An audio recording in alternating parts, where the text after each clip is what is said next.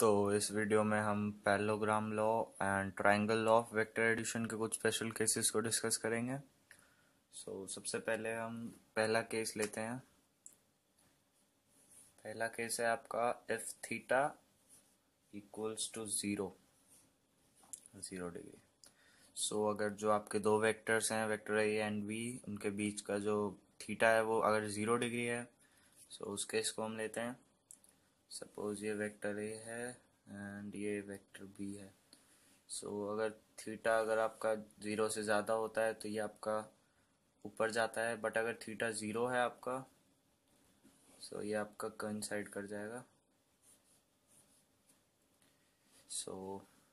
Suppose आपके दो vectors हैं, vector P,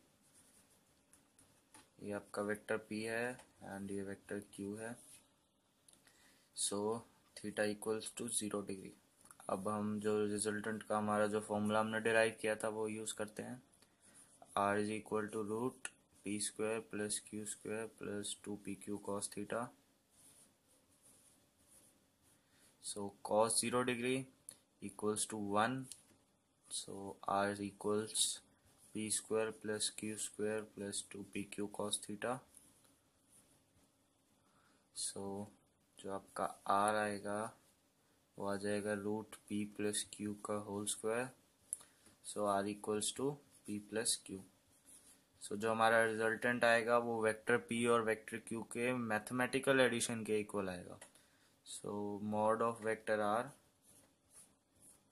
equals to mod of vector p plus mod of vector q। Suppose आपका ये vector 4 है और ये 3 है। जो आपका रिजल्टेंट आएगा वो आपके इसके मैथमेटिकल एडिशन जो 7 आएगा उसके इक्वल आएगा।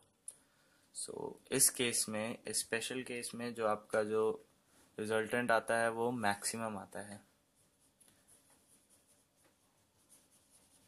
मीन्स इससे ज़्यादा रिजल्टेंट आपका किसी केस में नहीं आ सकता, चाहे आप थीटा को कितना भी रख लें। हम सेकंड केस भी डिस्कस करते हैं।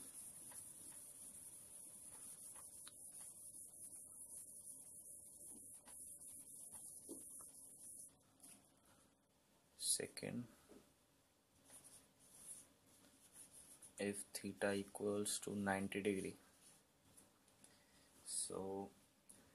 If theta equals to 90 degree, हम दो वेक्टर्स लेते हैं, vector p and vector q। इनके जो एंगल है वो है 90 डिग्री। इस केस में हम आपका रिजल्टेंट का फॉर्मूला लगाते हैं।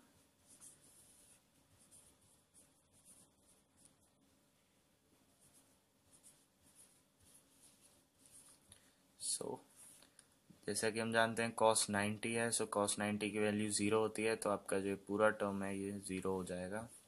जो हमारे पास बच के आता है वो आता है r equals to P square plus Q square. ये आपका रिजल्टेंट का फॉर्मूला हो जाएगा अगर आपका जो थीटा है वो 90 डिग्री है। 2pq plus cos theta eliminate हो जाएगा। एंड देन जो आपका डायरेक्शन का फॉर्मूला होता है tan alpha Q sine theta upon p plus Q cos theta.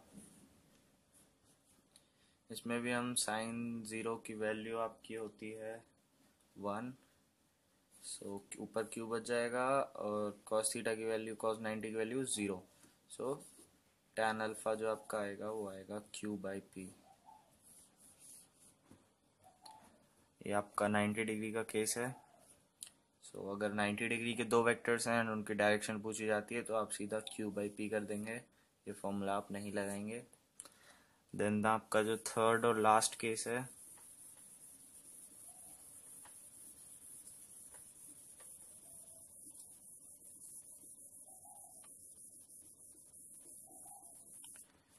if theta equals 180 degree. Two vectors हैं आपके, वेक्टर p और वेक्टर q, इनके बीच का जो एंगल है वो आपका 180 डिग्री है। इस केस में हम वो आपका रिजल्टेंट का फॉर्मूला लगाते हैं।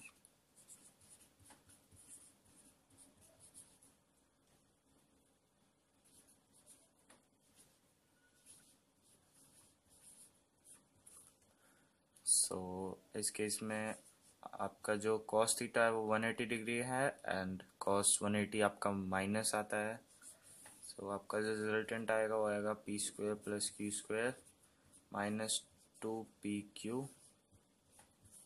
सो ये आपका आइडेंटिटी बन जाएगी p plus P minus Q का होल स्क्वायर। सो आप इसको बाहर ले आएंगे r equals to p minus Q. So इस केस में भी जो आपका रिजल्टेंट आएगा वो इन दोनों के मैथमेटिकल सब्ट्रैक्शन के इक्वल आएगा। Means mod of vector r equals to mod of vector p minus mod of vector q। Suppose ये आपका 4 है एंड ये 3 है, तो आप सिंपली इसको सब्ट्रैक्ट कर देंगे तो आपका जो रिजल्टेंट आ जाएगा 1 आ जाएगा। एंड इस केस में जो आपका रिजल्टेंट आता है उसकी वैल्यू मिनिमम होती है। मीन्स आप कितने भी डिग्री का एंगल रख लें, अगर आपका थीटा 180 डिग्री है तो उसकी वैल्यू हमेशा मिनिमम आएगी किसी भी एंगल के कंपेरेटिवली।